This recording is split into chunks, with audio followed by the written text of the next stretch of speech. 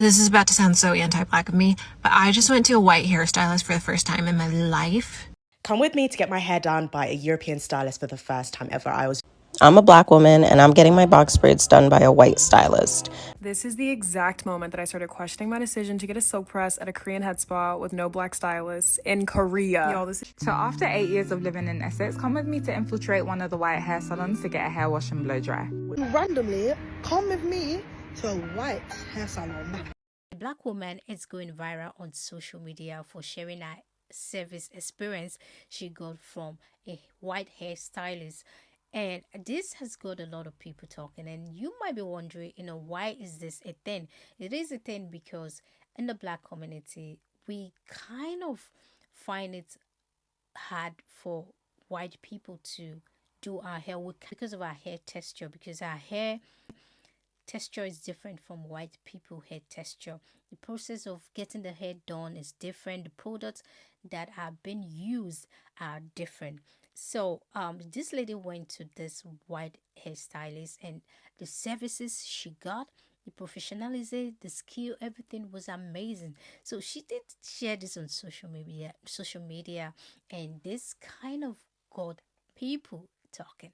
So anyways, welcome to the channel. I'm Joy. If you do enjoy the video, give it a thumbs up and subscribe. Let's go ahead. This is about to sound so anti-black of me, but I just went to a white hairstylist for the first time in my life. Let me just explain to you start to finish this process, and then I think you'll understand what I mean, okay? So I needed to get my hair straightened, mostly because I needed a trim. And I asked one of my black coworkers, because her hair, she's like a straight natural. She always wears it straight. I was like, where do you go to get your hair done? She goes, I go to this white lady, but hear me out. She's amazing. Like, would highly recommend. She knows how to do hair. She knows how to do our hair. Like, trust me, just try her. I was like, I feel skeptical, but I go in. Sweet lady. She says, what are we doing today? I said, I need my hair washed and then blow dried, straightened, trimmed. That's what I need today. She's like, great, we got it. I was like, you got it? She was like, I got it. I was like, okay, sure. So she shampoos my hair. Great, fine. She gets done with my hair. She's like, okay, your hair's a little dry. I'm going to go ahead and do a deep conditioning treatment. I was like, great. Sounds great. She's like, but we've got to sit under the hood dryer. I was like, great. So I sit under the hooded dryer. I get out. She washes my conditioner out, gets going. She's like, okay, let's start to blow this out. Pulls out her Denman brush. I said, honey, where'd you hear about that? She's like, yeah, this is what I was like, got it. Uses the Denman brush, blows out my hair. Gorgeous, by the way. In small sections, beautiful. Took her time. I didn't have to worry about my hair being yanked and pulled out and breaking off. She gets done. She's like, okay, let's go ahead and straighten. She pulls out her rat tail comb. I said, you're about to use that? She said, I'm about to use that. I said, I was wrong. Let me just get out of your business. Let me let you handle what you know how to handle. She did my whole hair, trimmed me. I said, this was beautiful, wonderful, gorgeous. Thank you for all you do. Oh, by the way, also curled my hair at the end. I say, hey, how much do I owe you? She says, $80. I said, is there one before the 80 or maybe a two before the 80? Cause like, that's kind of what I'm used to. Cause mind you, you deep conditioned my hair, you trimmed it. I have layers, by the way.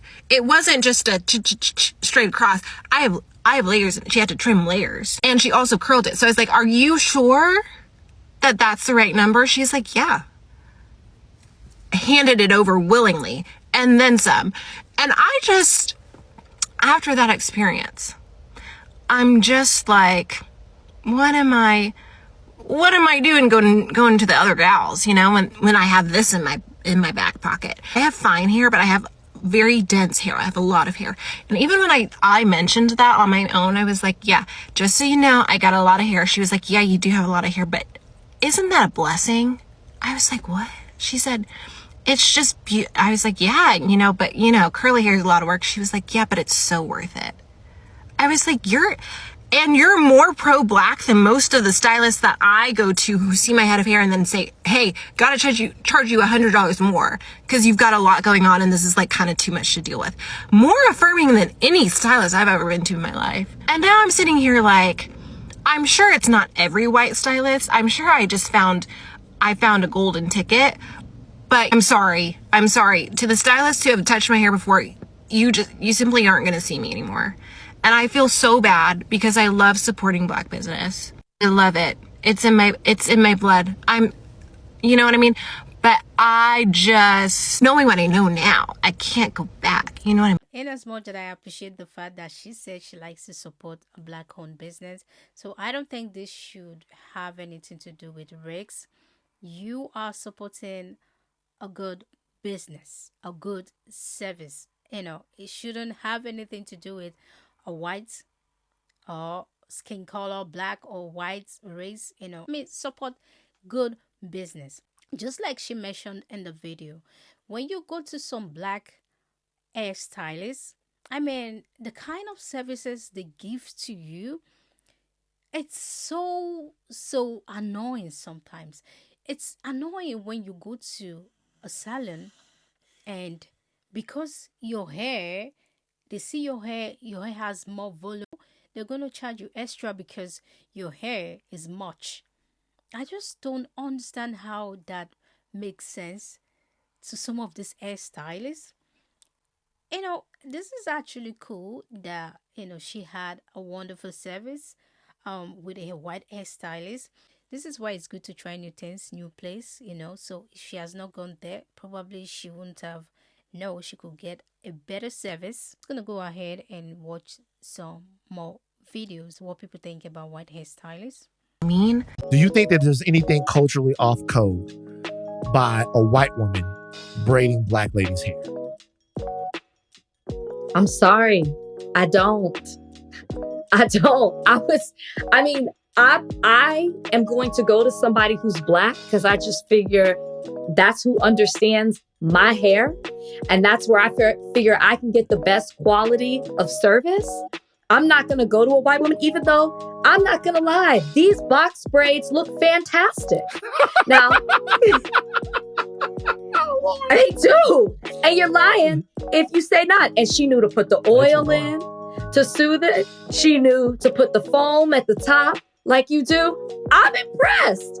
I don't think that this is economical suicide. That's a reach. I don't think that's that. But if you do have an issue with it, if you're offended by it, then don't go to a white braid. This is a problem with black community. They feel uncomfortable allowing white hairstylists to make their hair because they feel like, these people, they don't understand my hair. Like, they don't know what to do to my hair. But sometimes you just might be wrong. This lady, she hasn't gone to a white hairstylist. She wouldn't have known that she could even get a better service than where she used to go to. So sometimes it's always good to give a try and see, what people can actually do. For me, I'm always open to any good service. As far as it's a good service, I really don't care what race it is.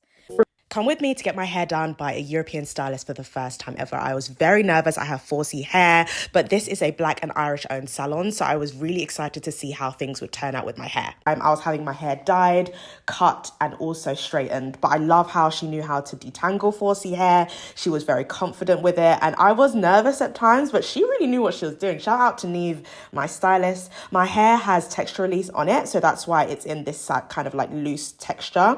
But this is her blow drying my hair. She was very confident and had a lot of knowledge in terms of like working with 4C hair.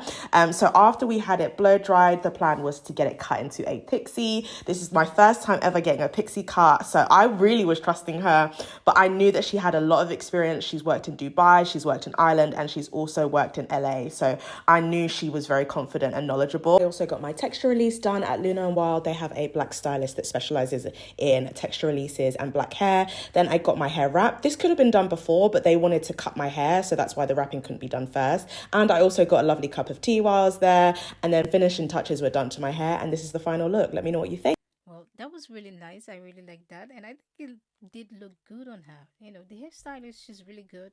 So you see, she could handle a black hair very well. Know what you think? Years of living in Essex, come with me to infiltrate one of the white hair salons to get a hair wash and blow dry. When I saw this TikTok last year, I said I need to save this and maybe one day take a trip for myself to really know if it's tea. I've lived in Essex for about 3 years now, and every single time I need my hair washed, I have to go to London. Seeing this TikTok, I said, I bet I need to find out for myself, because my hair is really dry, low porosity, I've got psoriasis on my scalp, and it can get dirty, child. I'm not sure if it looks like it, but my hair is also thick. My hair is a thick body gal. But honestly, everything from the customer service, how she handled my hair, the products that she used, I am 100% going back on a lazy wash day. I wasn't made to feel uncomfortable, and that was one thing, I'll be so honest, that I was really nervous about, especially walking into a European salon with this hair like, hello. But when all was said and done, I was so happy with the results. Clean, blow dried to the T, prepped and ready for my ponytail, which you guys will see in the next clip. They have gone up in price since the initial video, so this cost me £35, but I still think it was worth it and would definitely go back.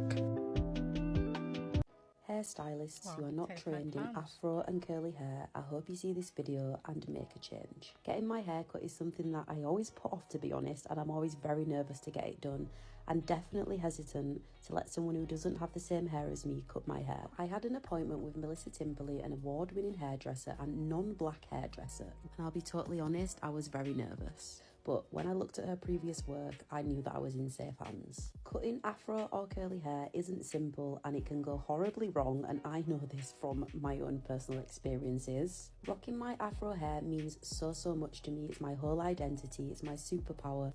So putting my hair in someone else's hands is a very big deal. There's only a few salons in Manchester that cut afro hair, so sometimes it's hard to get an appointment. I should feel welcome anywhere. Everyone should be trained, but that's not always the case. Every hairstylist in Melissa's salon are trained in both afro and curly hair, because it's essential, and every single hair salon should be inclusive.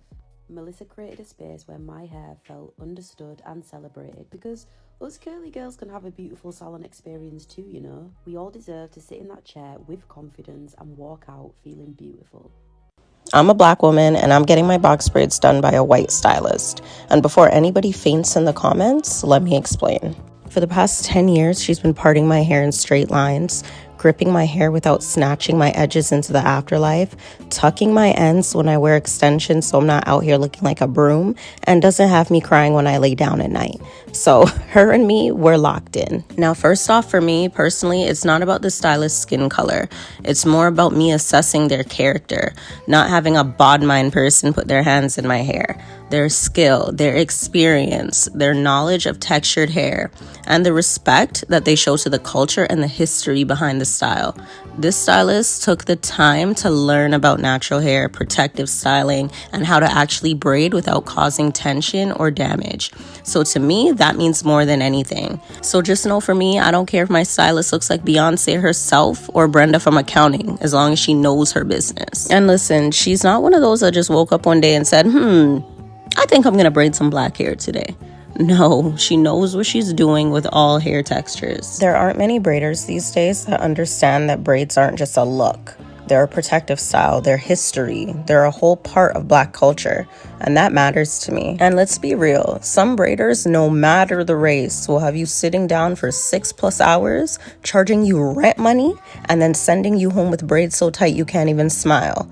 Meanwhile, my girl gets the job done quick, pain-free, and I could still feel my eyebrows when we do styles with extensions. So 10 years with her, we're locked in. That's always a win for me. And listen, before somebody comes here talking about, but cultural appropriation, listen, there's a difference between cultural appropriation and cultural appreciation. Cultural appropriation is when someone takes from black culture, profits off it, and wears it like a costume without acknowledging where it comes from and respecting its meaning. And girl, that's not happening over here, and not in this head of hair. You could miss me with that. And in this day and age, there's a lot of people that are just hopping on trends just to make $1. So regardless of the race, you have to watch who you're letting in your hair and make sure you do your research and feel comfortable with what you're doing. And if you have differing opinions than what I'm saying, I'm glad to tell you that you don't have to do what I'm doing. I'm good over here. I really do agree with everything she said. That was quite impressive. I've never seen a white girl braid hair before.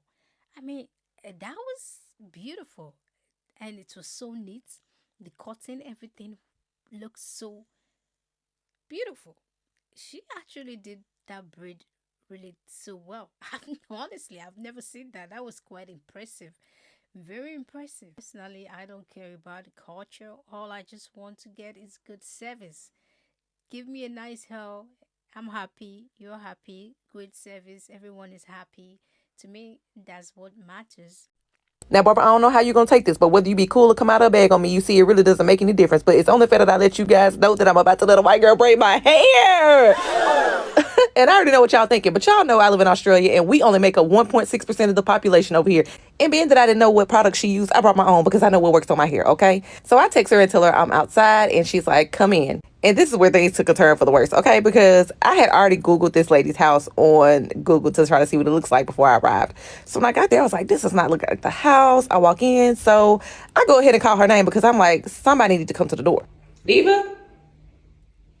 Is this the wrong home? Oh, I think so. Okay, I'm sorry. Oh, goodness. Embarrassed. Australia is the only place you can leave your doors unlocked, okay, and you come out alive. America, sorry, I can't say the same. So as I walk back to the car, someone's like, stand in the middle of the street and look down the way to see if you can find the house. So I did. So I hopped in the car and I drove on down. I was like, okay, this looks more like it. So being she had already told me, come in.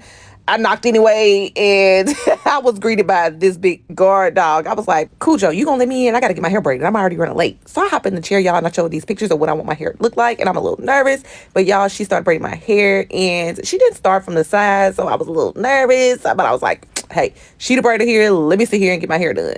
So we started on this hard, y'all, and I got even more nervous because I was like, oh my God. What if this heart does not turn out right? What if it's not even? But baby, she did what she needed to do to get that heart done. Okay, y'all see her parring with her nails. I was like, okay, I see you. You know, a little something. Okay. So I was getting happy at this point because I was like, okay, we almost done, baby. She just got to do these 2 straight bags and we gonna be done. And just like that, my freestyle braids are complete. I think she did what needed to be done for $135 USD. Yes, you heard me right. And y'all let me know what y'all think about this look in the comments. Keep it cute. Nice, I like it.